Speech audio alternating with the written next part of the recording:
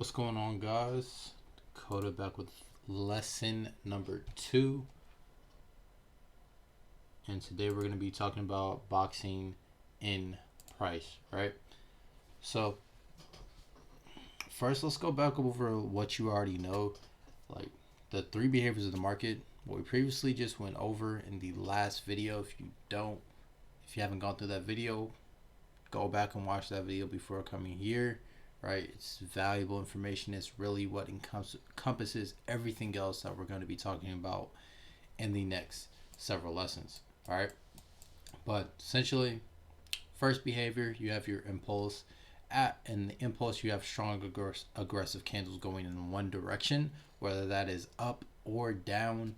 And what that tells you, the story that price is telling you in that situation, is that the market wants to go up, at least in this particular situation. If it was down, the market's telling you it wants to go down, right? It tells you the direction the market wants to go. All right. Now, a lot of people can want things, but they need confirmation that they're actually going to get it. And the confirmation for the market to get what it wants is essentially the pattern that comes after that impulse, the pattern or correction. You'll hear me toss both those terms around. Also, it's called a retest or a retracement. It's not necessarily called a retest, but it's called a retracement, pullback, anything of those sorts. And after that pattern forms, we generally get our impulse, right? Our impulse or our continuation from the original move, right? It starts a new impulse. Now, a series of these in a line in one specific segment is a trend, right? Just impulse correction, one after the other forms a trend. So that's what we've previously gone over. And this lesson here is called boxing in price. Essentially, you're going to learn how to box price in now that you know this method. This is ultimately what we're looking for when we're looking at the market. Now, before we get into boxing price in, we need to know where are we boxing the price in at. What time frames are we really going to be paying attention to? And we're going to be paying attention to higher time frames. All right, we're going to be paying attention to higher time frames. The 3 most important time frames are the monthly, the weekly, and the daily. The 3 most important time frames are your monthly time frame, your weekly time frame, and your daily time frame. Now, the reason why they're the 3 most important time frames is because they tell us the overall direction of the market. They give us the full story of the market. So if I zoom out on my monthly time frame, this is the entire what they call it, fiber, the entire Euro USD, right, chart, at least from about 2002, right? TradingView will only give you this information. This is it. This is all you're getting. All right. So if you can understand the big picture of the market, if you can see the impulses and corrections off of this monthly time frame, think about how you can take advantage of it on lower time frames. You know the overall move, so if something tries to fake you out on lower time frame, you already know this is the bigger picture. I know what I'm really doing. I know what I'm supposed to do. Okay. Now, if you think of the market like a book, it becomes a whole lot clearer. If you think of the market like a book, you can say your monthly time frame is giving you the entire story of the book or the entire TV series, right? It's giving you the whole layout of Game of Thrones, the whole layout of Vikings. But and then on the daily, you may get a season, or you may get a few chapters in the book, or when you go down to that one minute time frame, you're really only getting a snippet. You're getting the preview or the trailer, or you're getting just a word in the book. Okay. So we really want to understand the full story. We really want to know what's really going on, so we don't get blindsided by information. That's why the monthly, weekly, and daily are the 3 most important time frames. Now, our job as traders is to box in price and react to it. Okay, we want to box in price and react to it. And the 2 tools that we're going to use to box in price are going to be our trend line and our horizontal line. Okay. Now the reason I like using these two as opposed to anything else like a horizontal ray or anything like that is because both of these have shortcuts. So I don't have to favorite them, and I don't have to click over here every time. Okay, if you don't know what those shortcuts are, you can come over here and they say it on the right side. Now, the ones that we're going to be talking about today are trend lines, basically. And again, this is part one, so we're going to be going over this briefly. It's not going to be too long of a lesson. Now, we're going to look for an impulse and a pattern on our monthly time frame. We're going to look for the most recent impulse and pattern on our monthly time frame. All right. So if we look at price right now, we can see that we have an impulse here. Okay, we have this impulse, but after every single impulse, in order for price to continue in the direction that the impulse is going, we need to see a pattern. After each impulse, we need to see a pattern for him. That pattern is going to tell us what we should be looking for or what we should do next. All right, so ideally we want the pattern to go the opposite direction of the impulse. Now here we only have 1-2 candles that are going down, and that's not enough information to say that that is a proper correction or that's a pattern, right? Patterns, again, have small candles that consolidate back and forth, and they're really going to tell you, they're really going to form a shape, okay? Like a flag. Like if we think of this as a flag, this is a pole. We're waiting for a flag here, waiting for them to put up the flag. Now, we want our flag to actually do justice to the pole that we have, right? So if we have, think back to elementary school or middle school or whatever, whenever you did this, the little flag that they had in class would have a short little stick, at least in my class, and then a short little flag there. All right, short stick, short flag. But outside, there was a huge pole with a huge flag, which was like a blanket for 6, right? If you took it down, all right? The flag was huge. So if you have a big pole, if you have a big impulse, look to have a big flag as well, or a big pattern, okay? Make sure it does justice to the pole that is there, or to the impulse that's there. So we have an impulse, but we don't really have a pattern that's formed yet, so there's nothing to do on this monthly time frame. So let's go down to our weekly. Now on our weekly time frame, we still see this impulse here, from here all the way to there. That's our impulse, and we see our pattern has actually started. Our pattern is coming down. We can box it in like this. We can say, okay, I see patterns potentially pulling back here.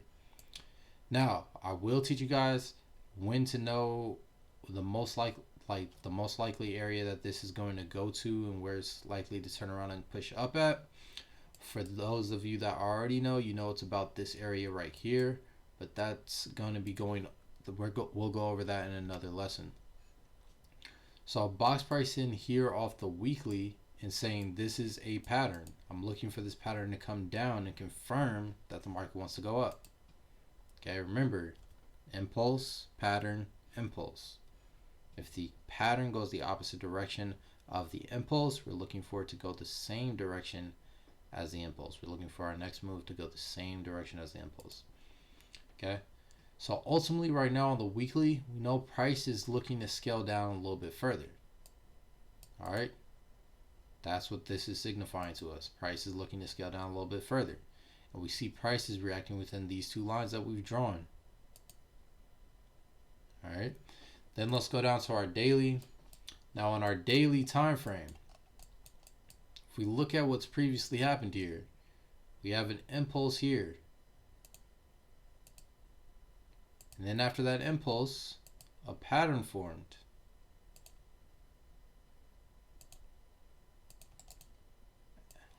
After that pattern, we see that our impulse is starting to play out. Now, this impulse is still in the making, so it hasn't completely finished up yet. So we're not going to be focusing too much on this area. We're going to be focusing on this impulse and this pattern here. Okay, so I boxed in another pattern here.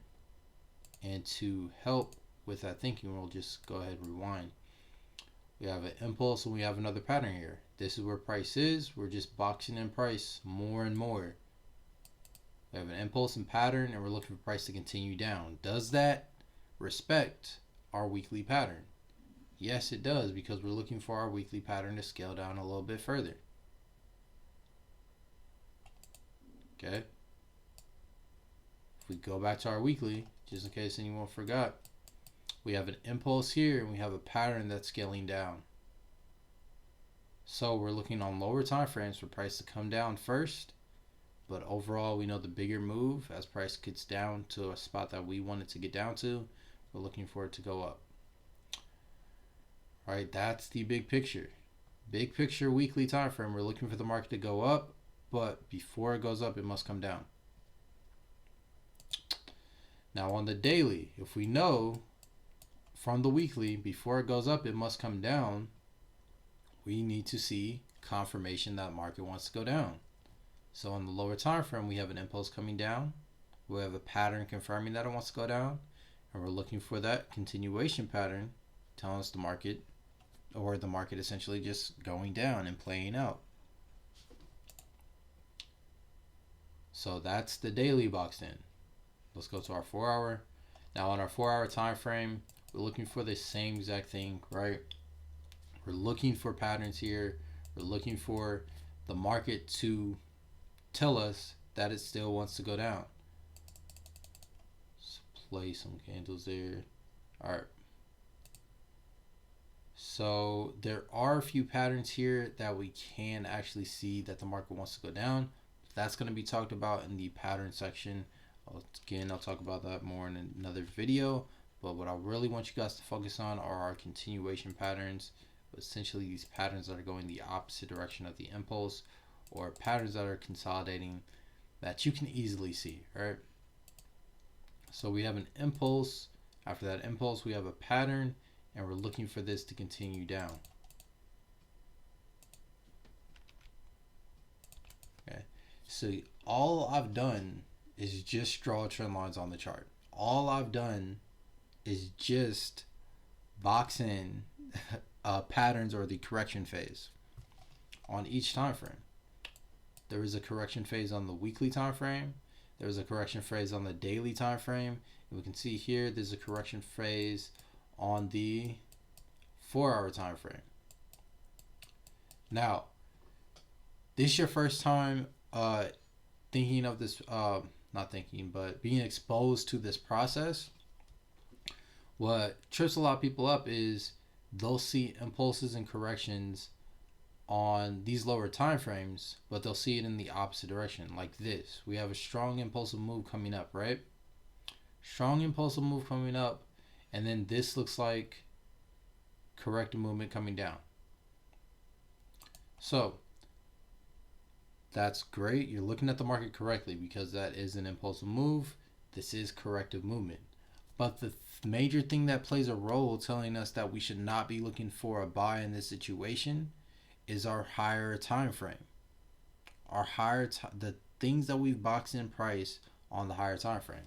So number one, if we think back to our weekly, let's just go back to our weekly, and we simplify these lines that we've drawn to our charts to a story, right?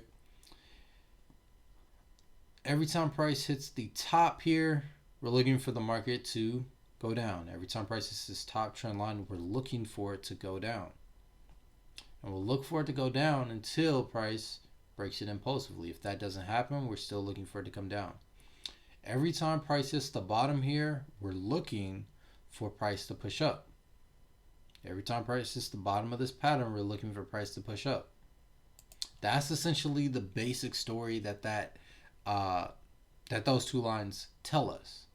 All right, that's the basic story of it. Now, the overall story, the actual real story, the full story that these lines are telling us is that this is a correction. Market is moving down. All right, the market is moving down in order to move up. If you don't understand that, this is how we're viewing this. This is our impulse. After our impulse comes our pattern here. After our pattern, we're looking for our continuation. That's first lesson. All right. Now, now that we know on the weekly time frame, we're looking for the market to come down a little bit more. We go down to our daily. On our daily, we should see patterns. We should be looking for setups for the market to go down. Since we know on the weekly, the market's telling us it could go down a little bit further. And on the weekly is also hitting the top line. So at the top line, we're looking for the market to go down. That's right. Looking for the market to go down. Now on the daily, when we see we have an impulse coming down and we have a pattern coming confirming that it wants to go down, that's more significance to put on impulses and corrections that are going down. That means do not pay attention to your buy setups.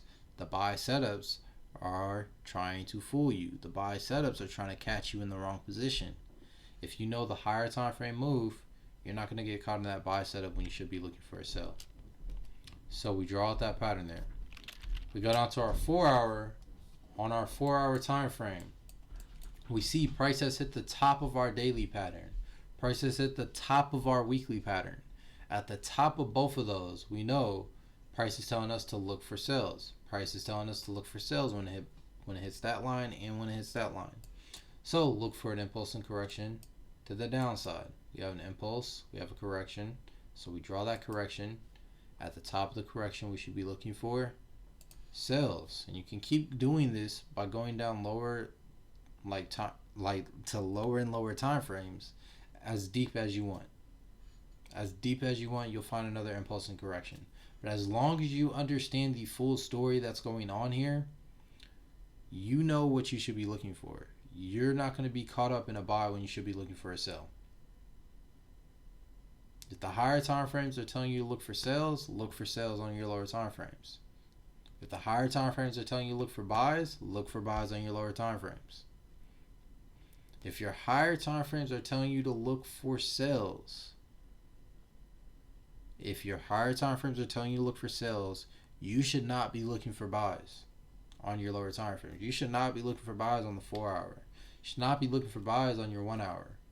There may be small opportunities, but the overall move is going to tell you the overall direction of the market. If you get caught in the opposite side of the direction the market is going, we know what that can lead to. But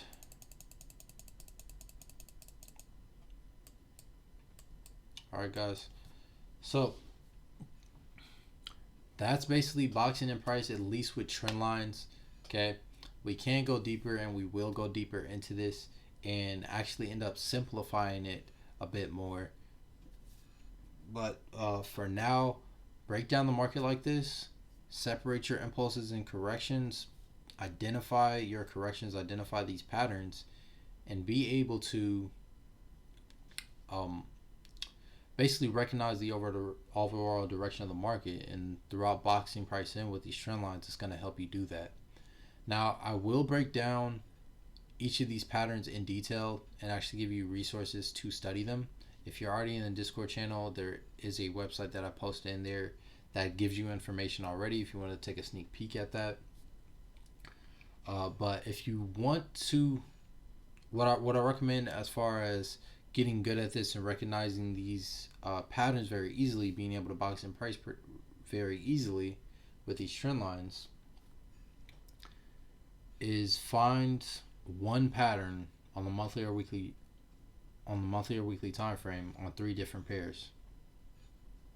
Okay, find one pattern on the monthly or weekly, like I did on the weekly here. I found a pattern, and then within that pattern, you're just going to continue going down time frames, finding the most recent pattern there, like we just did just now on those three different pairs, and continue down to the 4 hour. If you want to like dig deeper, go as low as the 15-minute time frame or the 1 hour time frame, so that you can get a little bit more practice in, right? But doing that on a regular basis is going to help you train your eyes to see these very, very quickly and not really struggle with it when it comes time to execute when the market shows you an opportunity. But I'll go ahead and catch you guys in the next one.